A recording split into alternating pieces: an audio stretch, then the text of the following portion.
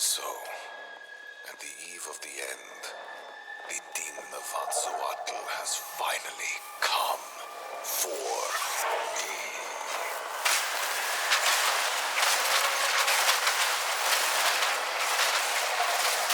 The ends justify the means. The power of the vine. Sacrifice is the only path to survival. You will burn.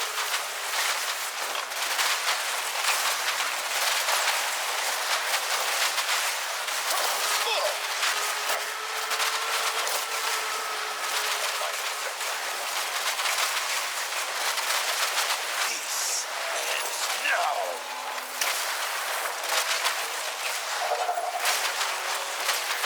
I can't give up.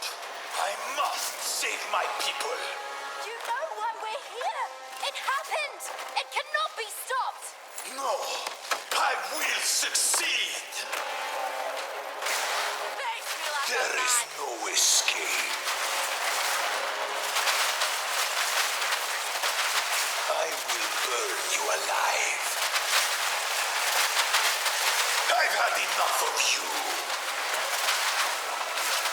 You think you can run? Ugh. Unexpected. But not critical. Let me show you what true intellect looks like.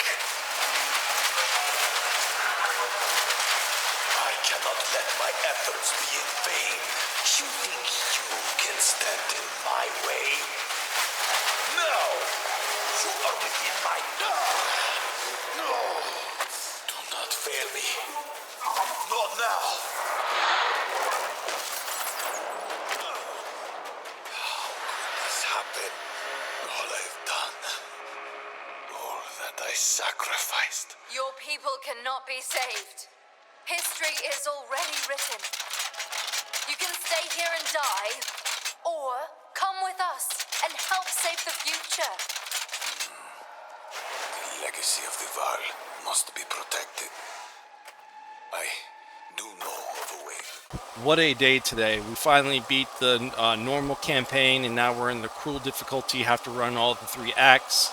I had an easy breeze, no stress. I was able to get to point A to point B. And the only issue and problem I had that the only thing that was slowing me down was the performance issues.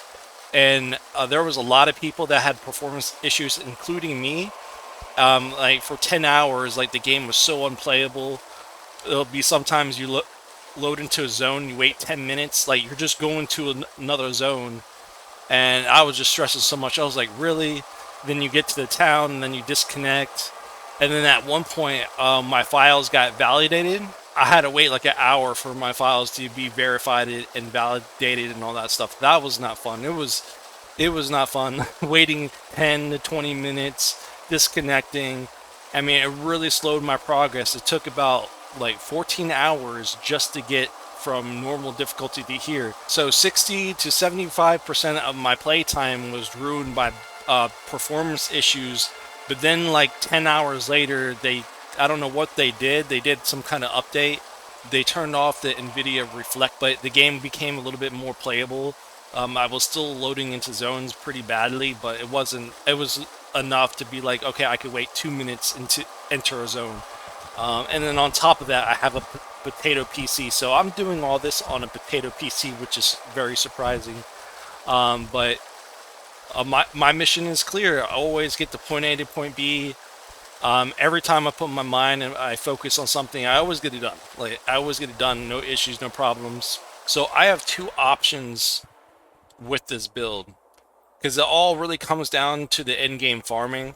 This is not a pinnacle farmer. This is just an end game run maps, gain currency, and get ready for the swap for the Spectres.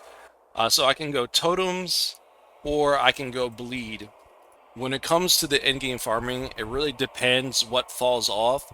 So if the totem build falls off in the end game, then I'll just swap to full bleed. I can also experiment with the weapon set too. If you don't know what the weapon set does, is that if you use one skill, It'll use a certain part of your passive tree, and if you use a second skill, it'll actually unspec some of your passives to go into the other passive for it. So basically, when I'm using the artillery, I'm already spec'd into the totem node, so all the totem nodes will be selected here.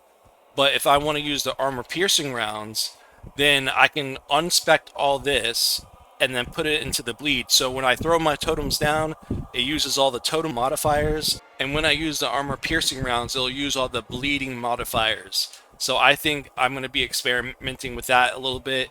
But right now, it's still up in the air until I get to the end game farming. Once I get to the end game farming, then I can do a full layout. I could do the whole path of building for this build because I have to do 2 builds.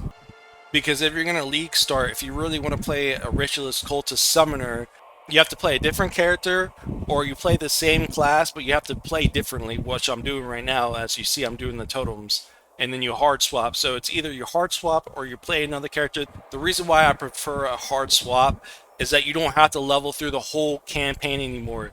All you have to do is that when you have enough gold, you have enough currency, you just go talk to the hooded one, respect, you're good, then you're in your new build. You don't have to do the whole damn campaign again. You can skip all that. So all I did was just grab all the damage nodes, all the attack damage stuff right here, more projectile damage here, more projectile damage all the way through here. Then I just went down here, and then I just grabbed the totem notables here.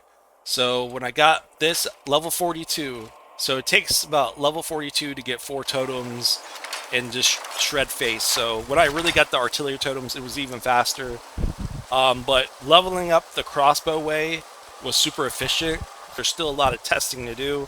I don't know what's going to fall off. I don't know if the totems are going to fall off. I don't know if I have to go bleed and I have to do damage myself. It all just depends when I get to the end game farming. So once I get to the end game farming, I'll be able to have a full video and then more of a step-to-step way to handle doing this kind of play style where you're creating the main character just all for it to get ready to be hard swapped to the summoner. I'm really having fun playing this class. I'm going to get some sleep so I can do more of this content tomorrow. So you guys have a wonderful day, and I hope this helped.